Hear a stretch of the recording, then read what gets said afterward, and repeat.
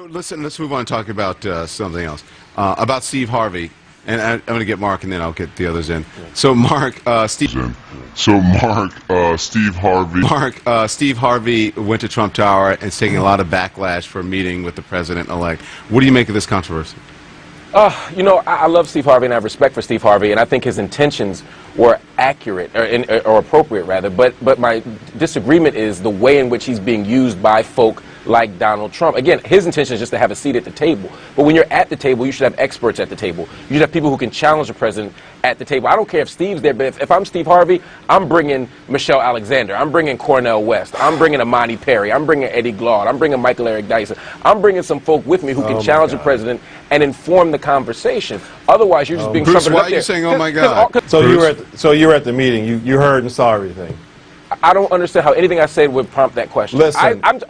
Unless Steve Harvey turned into a policy analyst in the behind-the-scenes meeting, then it doesn't matter what I was there. I'm saying my concern is with the people he's trumpeting up and putting in front of the cameras. Mark, you weren't even there. You don't even know what happened. Here's the deal. You don't know what happened. First of all, Pastor Darrell Scott, Michael Cohen, they are in a process of bringing all types of people from all over the country, from all different backgrounds, like we have, remember the Diversity Coalition, where we reach out to all different types of people? It was a bunch of mediocre Negroes being dragged in front of TV as a photo op for Donald Trump's exploitative campaign against black people, and you are a prime example of that, sir. How are you going to, so now you want a name call, Mark? Simone, you better jump in if you want to talk. Now you want a name call. Now you want to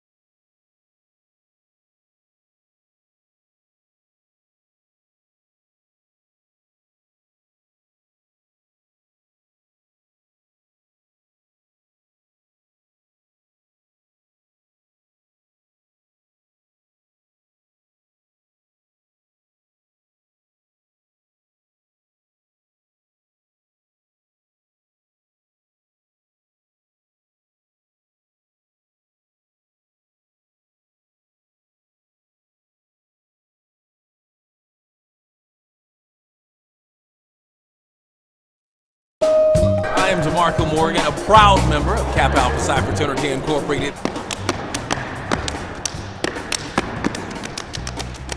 My name is Chesley McNeil. My name is Samuel Crenshaw. The name of my fraternity is the Omega Psi Phi Fraternity Incorporated. And we do like this. I do!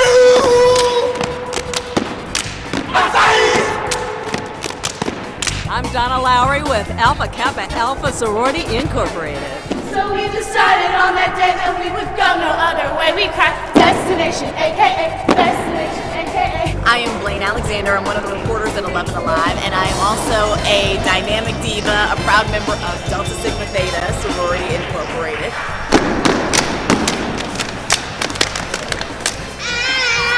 I'm Karen Greer. We may belong to different houses, but we're all a part of the same trusted family. We may belong to different houses, but we're all a part of the same trusted family.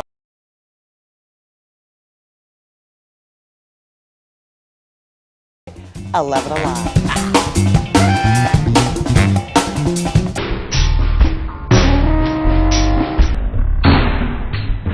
Proud member of Kappa Alpha Psi Fraternity Incorporated.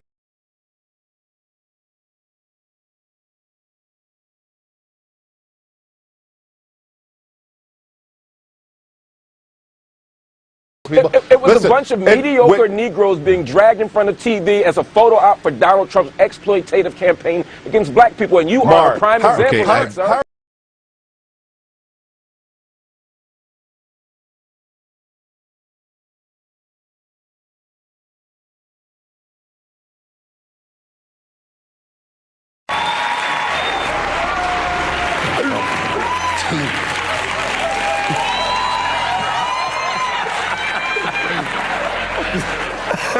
I'm sorry. sorry, we Omegas. Yeah, I was trying not to do that on the Praise the Lord. I'm sorry, we Omegas. Yeah, I was trying not to do that on the Praise the Lord.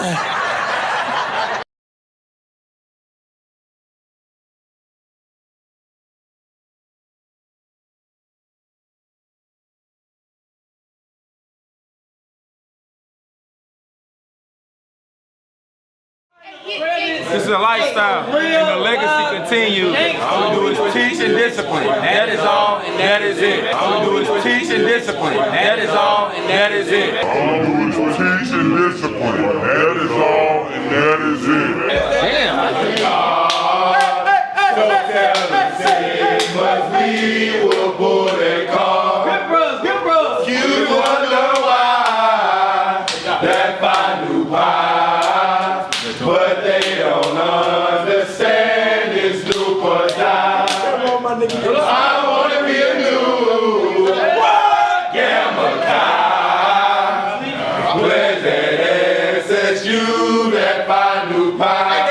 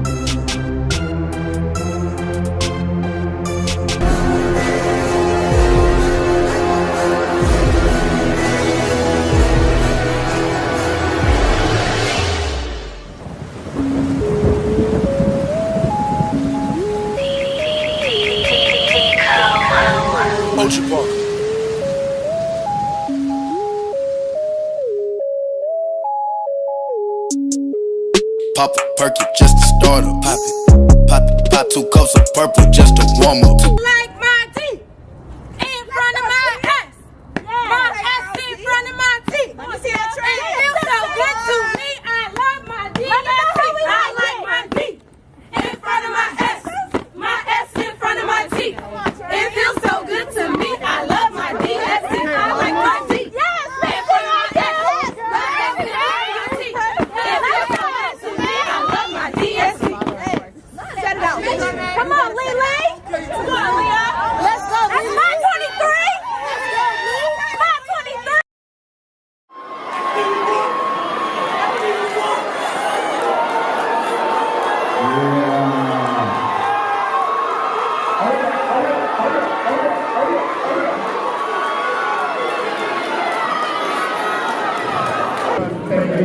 Let me get the 80s.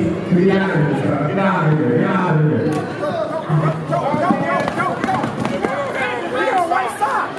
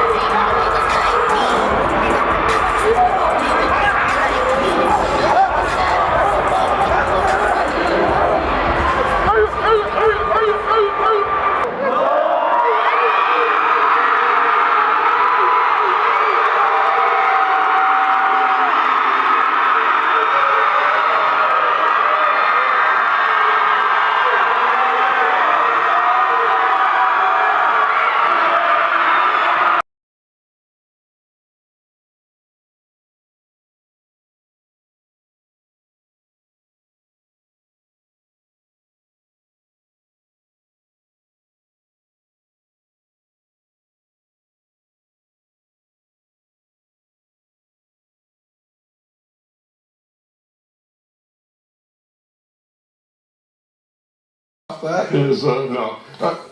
Fraternity guys?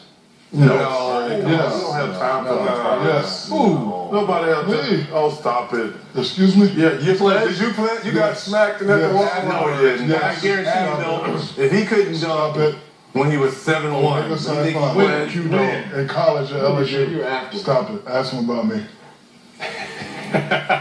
Yes. Well, you used to hit that after dunks? LSU. At dunks. Which fraternity? Oh, man, she's dunk. Is that what that was? Diesel after dunks, right? That happened in college, yes? But Smitty, no, and Kerr, no, and me. I guarantee you can do a step right now. Yeah. You remember that. Do a step. Go. Go. Higher! Get it! His knee hurt. His back. Yeah. Okay. Maybe he did.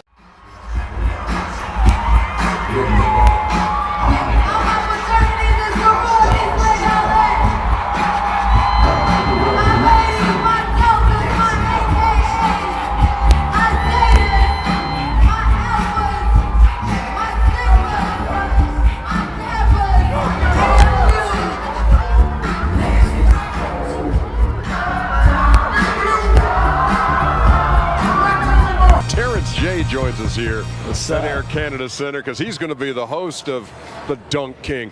That looks outstanding, man. How was it? Oh, man, that show was amazing. You know, we had guys from all over the world come to compete, and we found some of the best dunkers. We saw people jump over fire, saw people jump, you know, over ladders. And Shaq actually owes me $5,000 right now for charity, and I just wanted to call you out on that. For doing what? What's your address?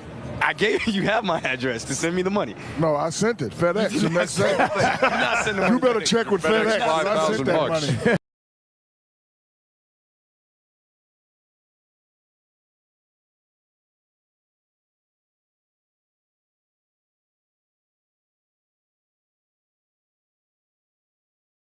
I see the light, the pink and green.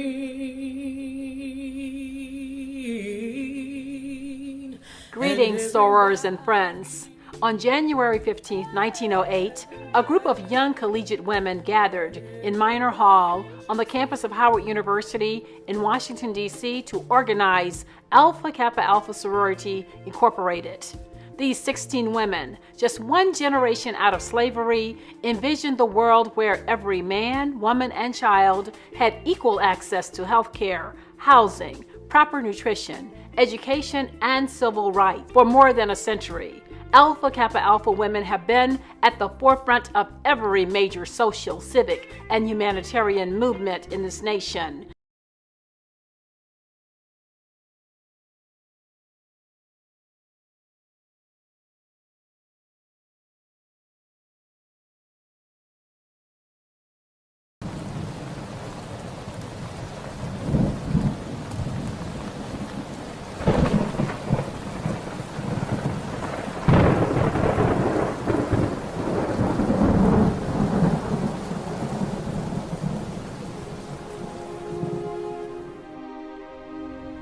Let me tell you something you already know. The world ain't all sunshine and rainbows. It's a very mean and nasty place, and I don't care how tough you are, it will beat you to your knees and keep you there permanently if you let it. You, me, or nobody is gonna hit as hard as life. But it ain't about how hard you hit. It's about how hard you can get hit and keep moving forward. How much you can take and keep moving forward. That's how winning is done. Pain is temporary. It may last for a minute, or an hour, or a day, or even a year.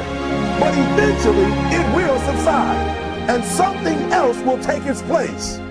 7 young men founded a brotherhood committed to the cause of freedom. Today, over 125,000 members strong, the Brothers of Alpha Phi Alpha continue this fight.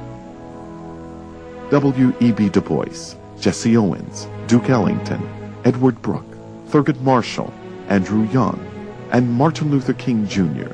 are among the countless alpha men who have dedicated their lives to scholarship, manly deeds, and love for all mankind.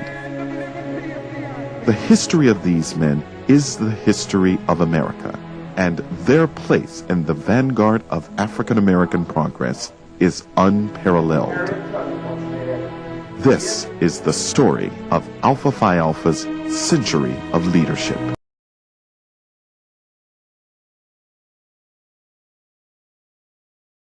When most of us think of fraternities, these images come to mind. But there's much more. They develop leaders, promote brotherhood, academic excellence, and a call to service. This is true of Alpha Phi Alpha Fraternity Incorporated and one man in particular, Dr. Martin Luther King Jr. While we were in the process of organizing our pledge group, we were informed that there was going to be a theology major. So we were intimidated, felt we're not going to be able to have as much fun. It was thanks to Alpha Phi Alpha that I met Martin Luther King. I was General Secretary of Alpha Phi Alpha Fraternity. One of our initiatives was the 50th anniversary of the birth of the fraternity. He wasn't very well known at that moment, but when he finished talking that Sunday afternoon to that packed audience, everybody knew who Dr. King was when we got through. Hi, I'm Hill Harper, and it's been 60 years since global human rights icon Dr. Martin Luther King Jr. answered the call and became part of the pioneering brotherhood of Alpha Phi Alpha Fraternity Incorporated.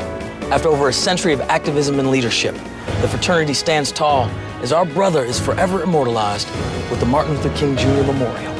Tonight, in this BET News special, you will hear the untold story of Dr. King's life as an Alpha Phi Alpha brother and how our pioneering brotherhood helped him launch the first battles of the civil rights movement.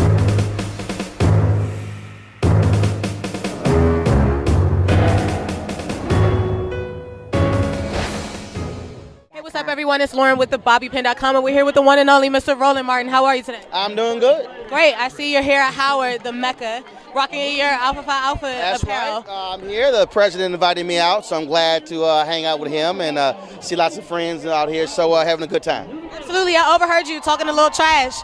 What makes Alpha the #1 fraternity? Easy. We were the first, and we are the first black collegiate Greek letter organization. Everybody come after us, they're number of imitators. And so, as I tell them, Alpha's all y'all daddy.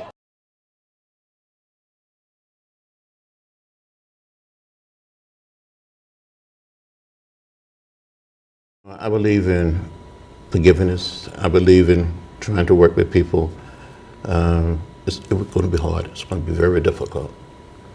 I don't see this president-elect as a legitimate president. You do not consider him a legitimate president. Why is that?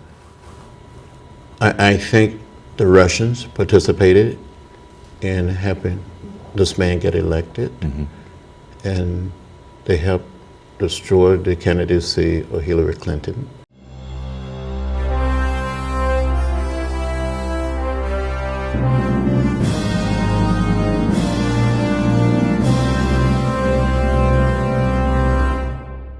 When I walked through that door, Dr. King said, "Are you the boy from Troy? Are you John Lewis?" And I said, "Dr. King, I am John Robert Lewis." So from that moment on, he started calling me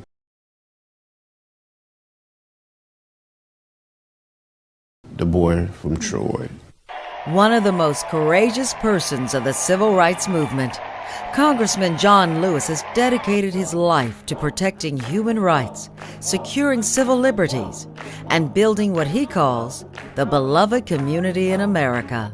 We had to march. Selma was a place where people could not register to vote. People had stood in unmovable lines. There was a tremendous amount of fear. When we got to the top of the bridge, the highest point on the bridge, down below we saw a sea of blue Alabama state troopers. And we continued to walk. I had a concussion at the bridge.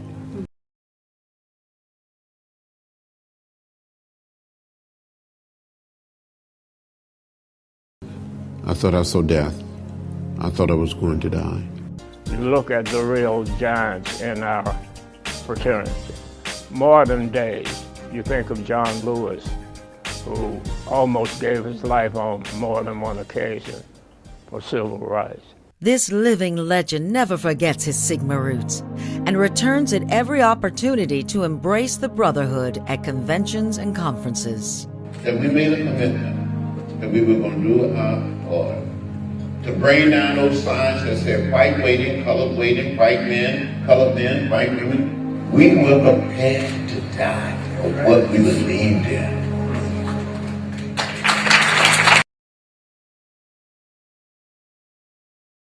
Page 38 of the history book. In the building of the organizational plan. See, what was the niggas thinking about? That's what was the niggas thinking? Because you gonna sit up in 1904, just got your ass whipped in Reconstruction, just had Africa divided up before your very eyes, colonialized up the butt, just after the fake emancipation, Civil War, slavery, some still in slavery, you can't pee in a white toilet, you can't eat in a white restaurant. This is fucking 54 years before Rosa Parks. You understand what period we in? We talking about you got to lean way over to go Greek. That's right. There ain't even no radio or TV yet, so somebody had to tell you about them. You couldn't even read about them. You couldn't see nothing about them or hear nothing about them. There was no TV and no radio in 1904. So when you talking about you gonna set yourself up like tenants of Skull and Bones at Yale, you better believe somebody in around this Boule, and we checking on this history of Minton, may have been a Skull and Bones at Yale his damn self. Right. Pass. Passing for what? Passing for what? In the building of the organization plan, reliance was placed upon Greek history and tradition. See, a nigga tell you. Say, ask them niggas in that. I say, now look. Hey, in the fraternity and sorority thing, hey, y'all really Greek or y'all like African on the slide? They say, no, brother, it's really African. Organizational plan, reliance was placed on Greek history. So when you confront them, they gonna swear it ain't a Greek thing. And you gonna tell them, say, well, I seen your thing, and I know your thing is Greek from the jump. And no subordinate boule, archon, can ever deviate from the structure and the guidelines laid down by people in the organization higher than them. So when you're in a hierarchy, you are controlled from the top down. The bottom could be honest people, but they must do what the top tell them. That's the deal. Acquaintance with Western civilization. Although Greek culture had relations with the culture of the Orient, hold it now. Seemed like they skipped over somebody. Let me go back. You see, this might not just be an affirmation of Greek, but this is a denial of Africa. This is more than just, I'm for this. This is, I must not even recognize any other. A member and a participating honorary member of this fraternity and what it stands for and the principles. I think that this is a very, very significant day in my life and development and growth. It's one thing when you serve alone, it's another when you serve as a part of a family and a movement. And I feel that I have submerged with an ocean rather than remain a single drop. And let us serve and flood together those forces that are negative and be a force for all that is good.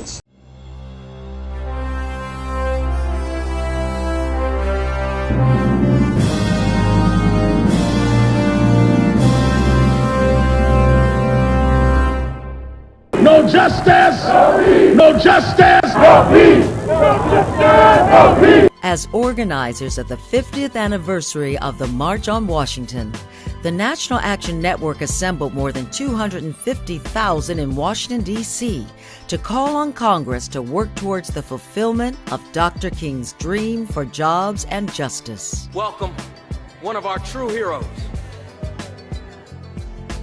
A man who needs no introduction. A man who's going to fire us up. A man who is the president of the National Action Network, Reverend Al Sharpton. Dr. King and those that fought with him, they fought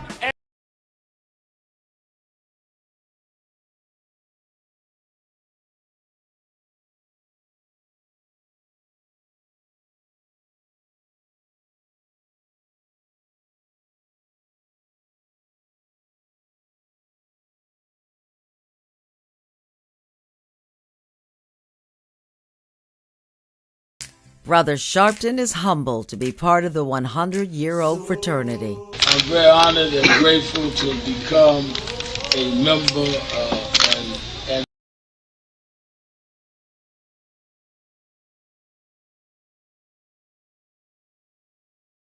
a participating honorary member of this fraternity and what it stands for and the principles. I think that this is a very, very significant day in my life. His voice is heard around the world as he makes no apologies for the truth. We've come too far to turn back now. Defiant, uncompromising, compassionate. Phi Beta Sigma Fraternity at its Centennial Gala celebration is proud to present Reverend Al Sharpton, the Founders Day Service Award. All right, 49ers quarterback Colin Kaepernick is staying true to his word on the national anthem. Last night, he again refused to stand for the anthem before a preseason game in San Diego. This time, though, he was not alone. Carter Evans is at Qualcomm Stadium, where the game was played. Carter, good morning. Good morning. This time a fellow player also refused to stand. Now, this was a silent protest, but it was amplified here because San Diego is a big military town. Still, Kaepernick says he is not going to stand up and show pride for a country that he says oppresses people of color. For the ramparts we'd watch. While the national anthem played, Colin Kaepernick knelt on one knee, joined this time by safety Eric Reed. We came up with taking a knee to try to show more respect to the men and women that fight for this country.